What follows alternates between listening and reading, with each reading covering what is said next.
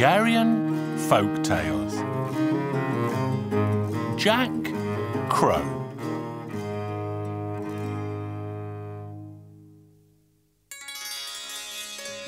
Once upon a time, a very long time ago, there lived an elderly couple who had nothing in the world except a young son they called Jack Crow. As soon as the boy was old enough to know his own mind, he told his parents, "I've decided to go out into the world to find work with a wealthy family." His elderly parents did not protest, and so Jack Crow set forth to seek his fortune. When he reached the edge of the village, he caught sight of a swarm of ants marching from one field to the next across the road. And right at the back, he saw a single lame ant that fell by the wayside and could not rejoin its friends. So Jack Crow helped the little ant back to its tiny feet. "Thank you for your kind help," said the ant. "In return for your good deed, I shall give you this whistle. Whenever you're in trouble, blow it, and I'll come to your aid in an instant."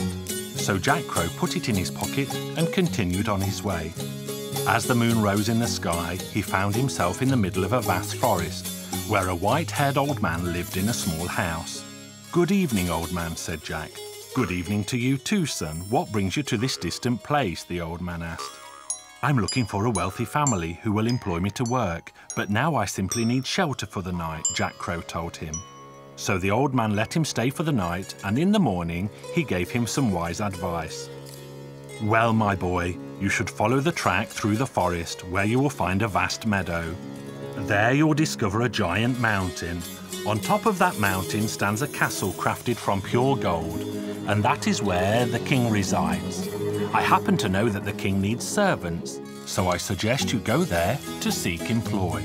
So Jack Crow thanked the old man and continued on his way. When he reached the edge of the forest, he noticed a flock of crows flying around something on the ground a little way ahead. There he found a crow flapping helplessly around because its feathers were heavy with morning dew and it could not get off the ground. Young Jack took pity on the bird, picked it up and petted and patted it until all its feathers had dried. Then the bird said, "Now hear me, Jack Crow. You've done me a good deed, so in turn I shall give you this whistle.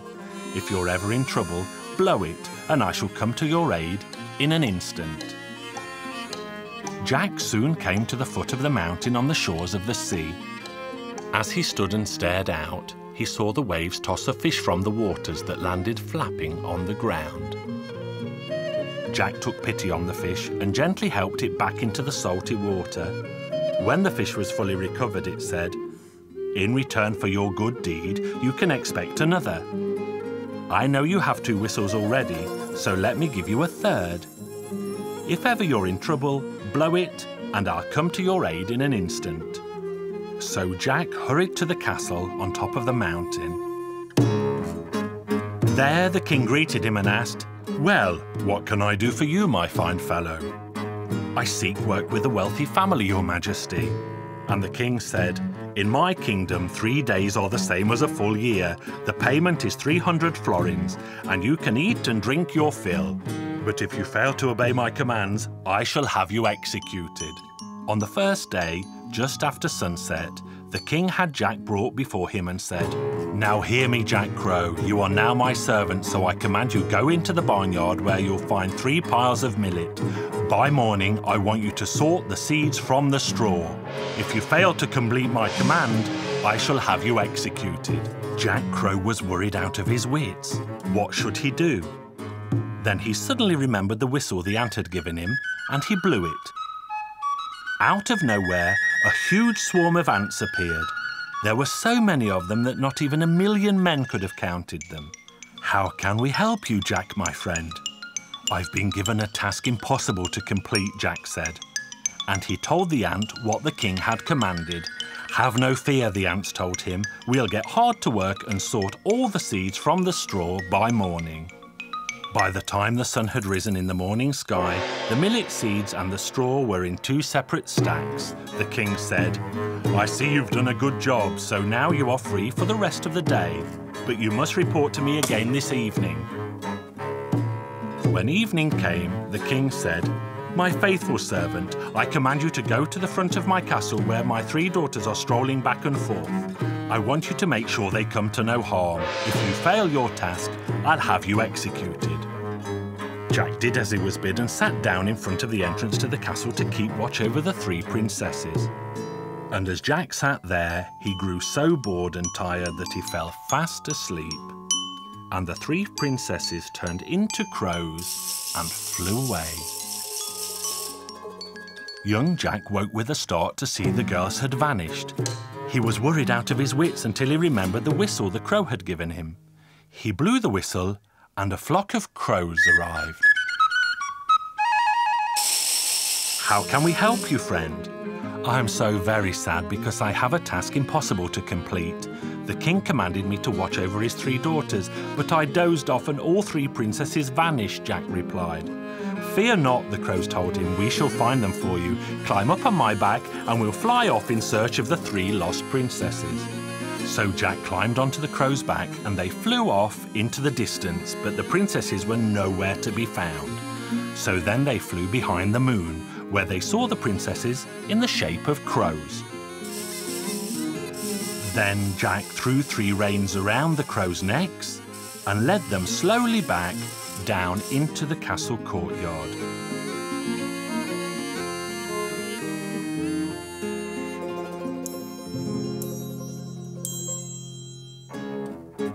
On the evening of the 3rd day, the king again ordered that Jack be brought before him. The king said, "I command you to go and find the gold ring which fell off my finger today and rolled into the sea. If you fail the task, I'll have you executed." Jack knew that this was impossible to solve alone, and so he ran to the seashore, where he blew on the whistle that the fish had given him. A shoal of fish appeared in an instant and asked, "How can we help you, friend?" There Jack Crow quickly told them what he had been commanded to do. "Don't worry, friend," said the king of the fish. "We shall do our best to find that ring for you." The fish searched and dawn was almost breaking, but they still had not found the ring, until they found it in the belly of an enormous goldfish. "Well, my faithful servant," said the king, "you've done an honest job of serving me. In return, I will give you the hand of one of my daughters in marriage, half of my kingdom, and 3 cartloads of gold for good measure." However, Jack Crow did not want to marry and did not want half the kingdom, for all he wanted was the gold, and the king happily gave it to him. Jack Crow drove the 3 carts home to his beloved parents, where they ate good food and drank fine wine, and all lived happily ever after.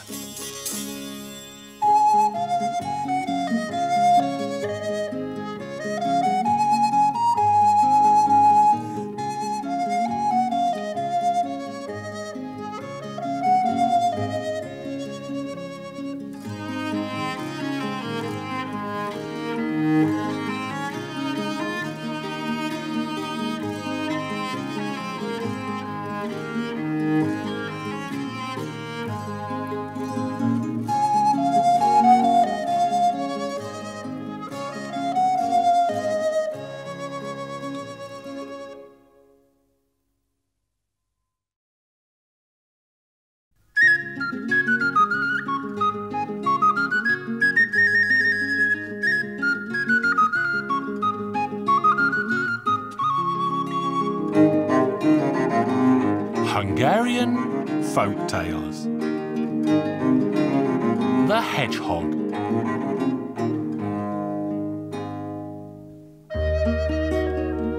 Once upon a time, there lived a merchant, a king, and a poor man. The merchant often went hunting in the forest, and one day he became so very lost that he wandered around for 3 whole days, unable to find his way home. He said, "Oh, if only someone would show me the way out, I'd give him the hand of the most beautiful of my 3 daughters in marriage and 3 sacks of gold. I'll show you the way out if you follow me." The merchant looked down at his feet and saw a snuffling hedgehog. Then the merchant was forced to promise the hedgehog his most beautiful daughter's hand and 3 sacks of gold if he would lead him out of the forest. Then the hedgehog set out, followed by the merchant, and they reached the edge of the forest in no time. The following day, the king also went hunting in the forest, and he also got lost, much like the merchant the day before. The king said, "If only someone would show me the way out, I'd give him the hand of the most beautiful of my 3 daughters in marriage, along with 3 carts of gold." "I'll show you the way out if you follow me." The king looked around to see where the voice was coming from and then saw the hedgehog by his feet. He was so anxious to get out of the forest that he couldn't care less who it was, so he followed the hedgehog and they soon reached the edge of the forest. The following day, the poor man also got lost in the forest. "Oh dear, I have nothing to my name, but even if an ugly beast showed me the way out of this forest, I would willingly adopt it as my own dear child." "I'll show you the way out if you follow me," a voice said. The voice, of course, came from the hedgehog, and it led the poor man to the edge of the forest in no time at all.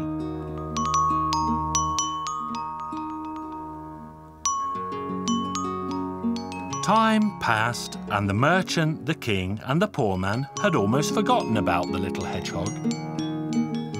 One night, after the poor man had gone to bed, someone knocked on his window. "Father dear, please open the door for me."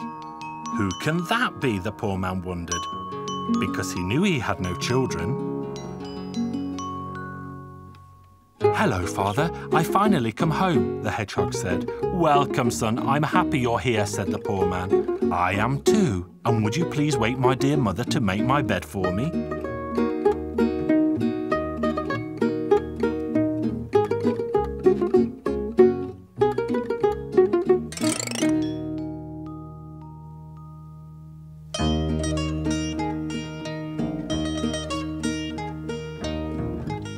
"Father dear, do you have 2 pennies?" the hedgehog asked. "Yes, I do, my son," said the poor man. "Well then, please go into town, and in the marketplace you'll find a very old lady selling a black cockerel." "Buy it for me," said the hedgehog. "Then go to the saddler, who has a worn-out saddle, and buy that for me too." So the poor man went into town, bought the black cockerel and the worn-out saddle, and took them home, where the hedgehog saddled the cockerel, climbed up onto its back, and rode away as fast as the wind. The hedgehog didn't stop until it reached the home of the merchant, where it said,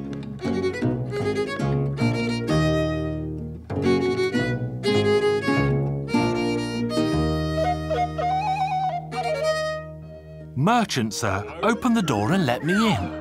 The merchant nearly fell over backwards when he saw the hedgehog, but he had to let it in. Then he called his 3 daughters and told them of the promise he had made to the prickly creature. The merchant's daughters cried and cried, but the hedgehog paid no attention and chose the most beautiful girl and tried to comfort her with the following words.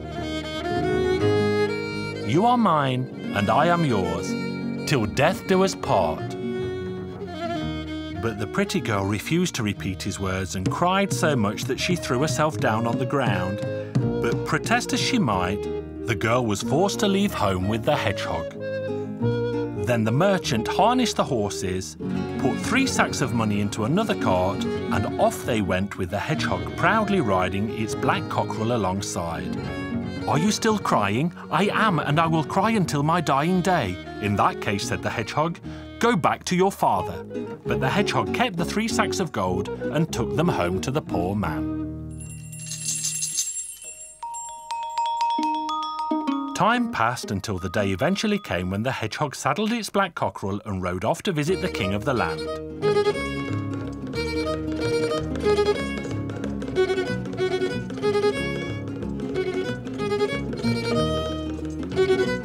The hedgehog told the king why it had come, hoping the king remembered his promise. "I only wish I had forgotten, but I haven't, and I always keep my word," said the king. He called his 3 daughters and sadly told them what had happened to him in the forest, and now this prickly creature had come here to pick his most beautiful daughter for his wife. "It may think I'm the most beautiful, but I refuse to be a hedgehog's wife. I'd rather die than be a hedgehog's wife. I'll be only too happy to be its wife because it was so kind to my dear father." The king was happy and sad at the same time. He was glad one of his daughters had turned out to be so kind-hearted, but was sad to lose his only kind-hearted daughter. The king loaded silver, gold and diamonds onto 3 carts, harnessed horses to the royal coach, and the princess climbed in. The hedgehog, however, did not go in the coach, but rode alongside on the black cockerel. They had been riding for many hours and were far away from the palace when the hedgehog looked into the coach and was surprised to see the princess happy and not crying. She said, "Why do you insist on riding that black cockerel instead of sitting beside me here in the coach?" "Aren't you afraid of me?" the hedgehog asked.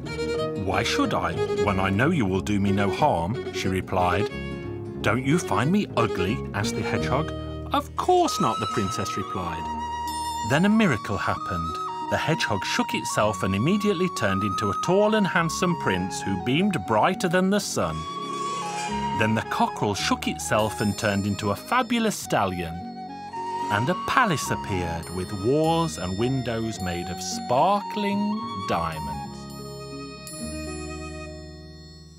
Then they sent for the king, they sent for the poor man, and they sent for everyone in the land to join them at their wonderful wedding feast. And they all lived happily ever after.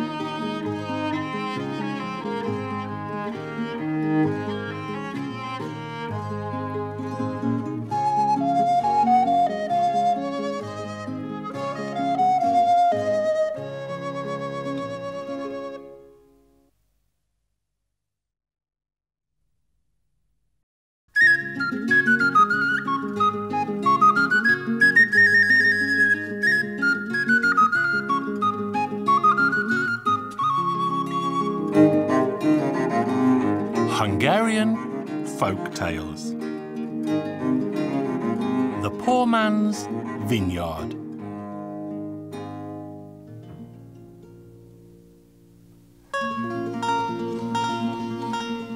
Once upon a time, in a far-off land, there lived a poor man who had 3 sons.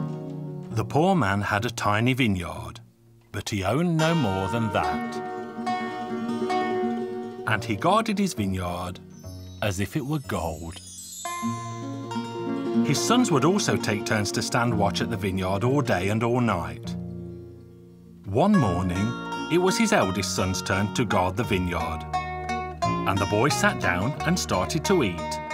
While he was eating, a frog hopped out in front of him and said, "Give me a bite of bread, young man. I haven't eaten for 2 long weeks." "When pigs learn to fly," said the young fellow, and he chased the frog away. The frog left in silence and the boy fell fast asleep. When he woke again, the vineyard had been so badly ravaged that the boy was filled with fear. Next day, the middle boy went to the vineyard. He too was asked for bread by the frog, but he also chased the frog away and threw a stone at the beast. Then he lay down, fell asleep, and when he awoke, less than half the vineyard remained. "Hey," the poor man moaned, "all we have is this tiny vineyard and they can't even look after that."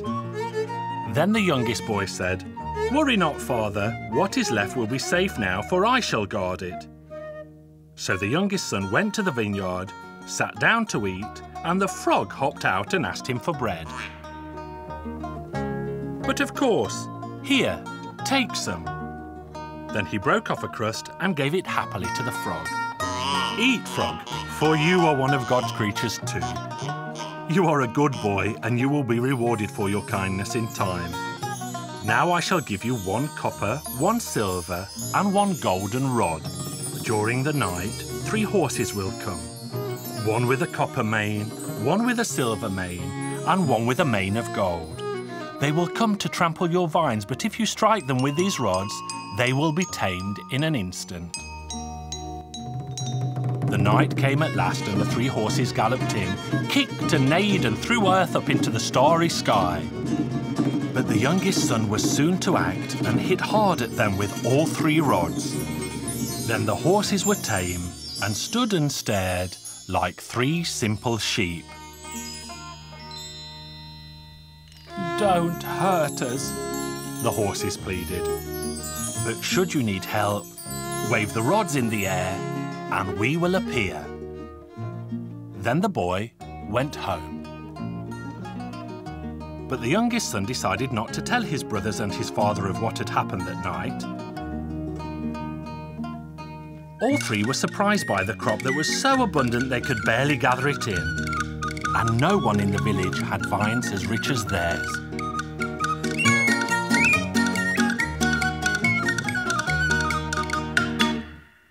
Time passed slowly by, and one day the king decided to erect a pine tree outside the church. Then he placed a golden sprig of rosemary atop the pine tree and told the world that he would give his daughter's hand in marriage to the first man who could snatch the golden rosemary from atop the pine tree. All manner of men tried their hand, but none could jump higher than half the height required. And when all of them had crept away in shame, a fine fellow appeared on a copper-haired horse. He wore a copper helmet so his face could not be seen. Then he spurred his horse on, leapt high in the air, snatched the golden rosemary and rode away. The copper knight was the poor man's youngest son, of course. He went home in his tattered clothes and was sitting in the corner when his father and 2 brothers returned to the house, because they too had witnessed the joust. His brothers told the youngest one what they had seen. "I too saw what happened. But how is that so?" "Because I stood atop the fence and watched from there." His brothers were so furious that they smashed the fence to stop him watching again. The next Sunday, the king placed a golden apple on an even taller tree. Many men tried their hand, but all again in vain. But as they walked away in shame, a knight appeared aback a silver-haired horse, and the knight wore a silver helmet to hide his face. With one jump, he grabbed the golden apple and vanished. By the time his father and brothers returned, the youngest son was sitting in the corner again. They quickly regaled him of what they had seen, invisible to him from the corner. "Oh, I saw it better than both of you. How is that so? I climbed atop the pigsty roof." The brothers were so furious that they tore the pigsty down to stop him watching from there again.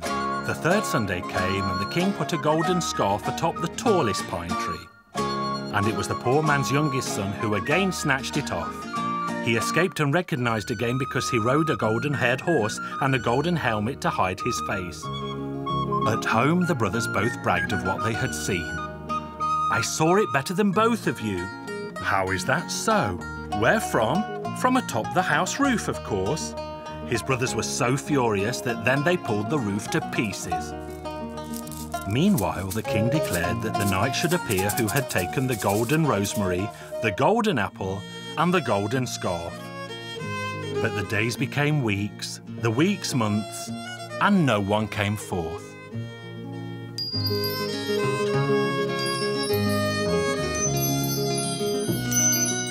Then the king summoned all the men in the land to his palace. But the famous knight was still not among them.